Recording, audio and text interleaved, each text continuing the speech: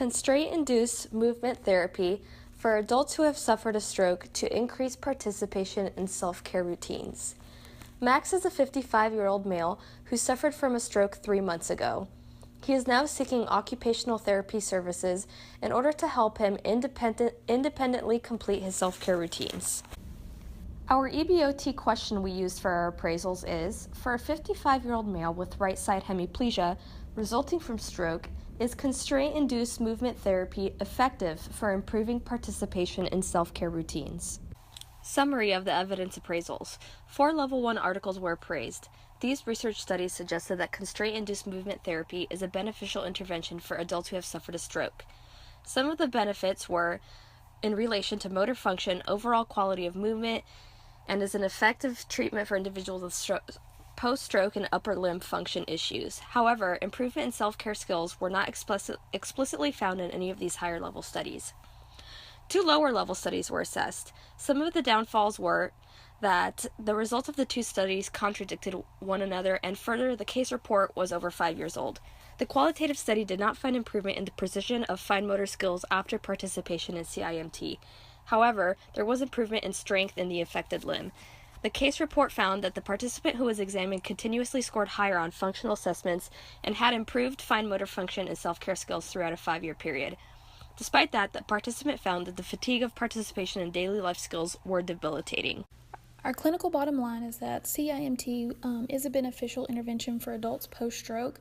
However, its effectiveness in self-care routines needs further research. Our higher level research found that it was a good intervention for improving quality of movement and motor function, but self-care skills were not specifically addressed, whereas the lower level research was contradictory in how it affected participation in self-care skills and strength.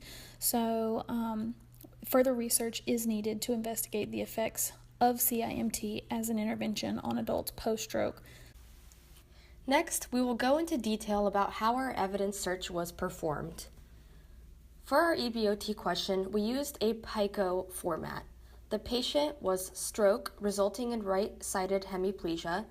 Intervention was constraint-induced movement therapy.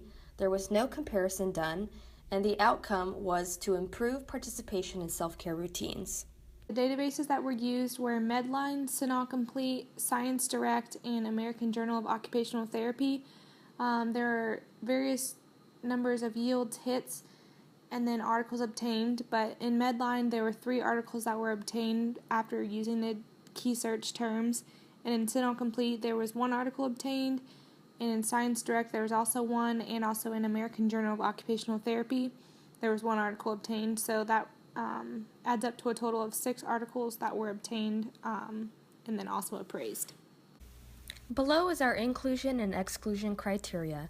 For inclusion, we need adults who have suffered a stroke resulting in hemiplegia and participants that have participated in a CIMT intervention program. Our only exclusion criteria is children. The levels of evidence found during our search are listed below. As mentioned before, we had 4 Level 1 articles. We had 1 Level 5 article and 1 qualitative study. Our first critical appraisal was a Level 1 randomized control trial. The aim of the study was to assess retention of upper limb function after CIMT. It was used for patients who have suffered a mild to moderate stroke 3 to 9 months after the stroke, which can relate to our client Max. This article explained the benefits of CIMT in order to help improve quality of life for individuals 2 years after a 2-week intervention. In relation to our EBOT question, this article helped justify the benefits of CIMT and discusses the potential benefits for individuals like Max. Our second appraisal was a Level 1 clinical practice guidelines.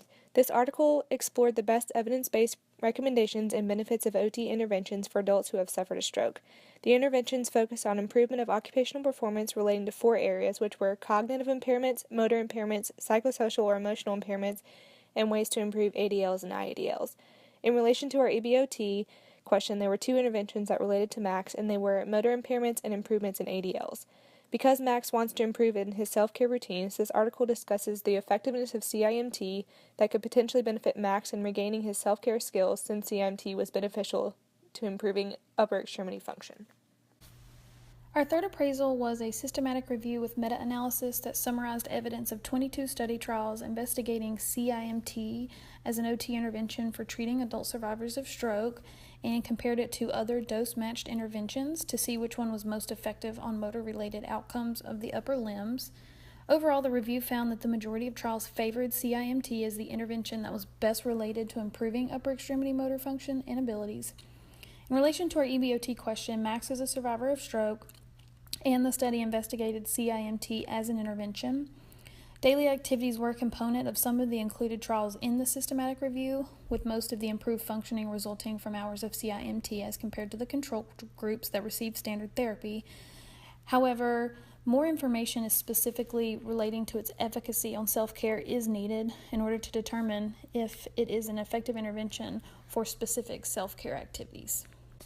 Our fourth appraisal was a Level 1 randomized control trial that investigated home-based CIMT as an OT intervention for individuals post-stroke with dysfunction in the upper limb. The experimental group received CIMT in the home, while the control group received standard OT or PT services.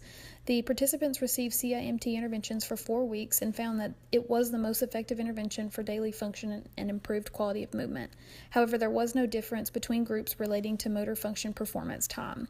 In order to determine clinical significance for the home-based CIMT and the individuals who would benefit most from it, further research is still needed. In relation to our EBOT question, it supports the use of CIMT as an OT intervention for patients post-stroke, as it does help increase quality of movement. Again, though, its effectiveness on specific self-care activities was not evident, so more research is needed. Our Level 5 appraisal was based off of a case report. A 36-year-old female suffered a stroke.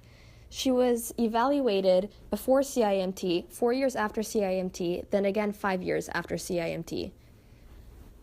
CIMT was found to have long-lasting effects on her fine motor skills and more specifically her ADLs. She did improve in functional tasks but now fatigues easily, but this may be due to the stroke and not CIMT.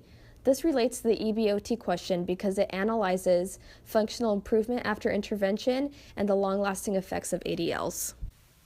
Our sixth and final appraisal was a qualitative research interview. The interview had 3 men between the ages of 60 and 70 who had suffered a stroke. The interview was conducted 8 through 14 days post-CIMT.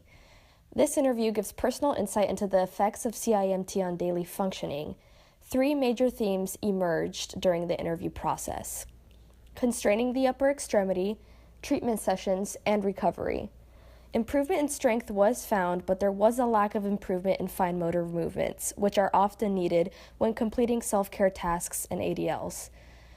In relation to our EBOT question, the interview contained adults post-stroke participating in CIMT intervention, and it investigated effects on daily function. Some of the implications for OT practice is that CIMT is a beneficial intervention that helps improve motor function for stroke patients. Individuals who have decreased use of the affected limb could benefit from CIMT. In OT, it is important to focus on the client-centered approach to fit the needs of each client, and CIMT can help OTs focus on these needs. In relation to education, OT students and assistants could benefit from an educational class. Continuing education courses for practitioners could also benefit from learning more about the CIMT intervention. The AOTA website offers a course that ranges from $20 to $90.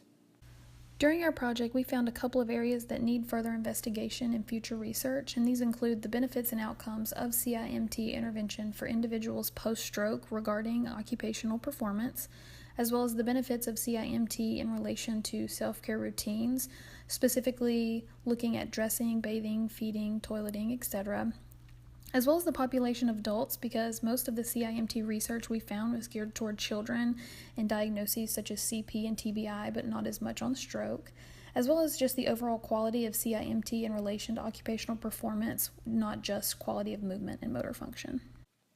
And these are our references.